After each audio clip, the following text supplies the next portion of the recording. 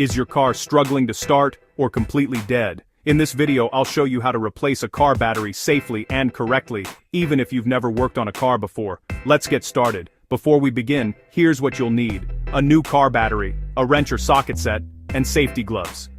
Make sure the car is turned off, the keys are removed, and you're working in a well-ventilated area.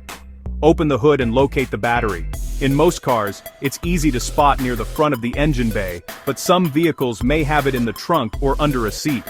Check your owner's manual if needed. Always disconnect the negative terminal first. It's usually marked with a minus sign or a black cable. Loosen the bolt and carefully remove the cable, making sure it doesn't touch any metal parts. Next, disconnect the positive terminal.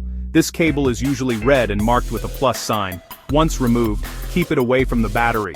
Remove any brackets or clamps holding the battery in place. Carefully lift the battery out.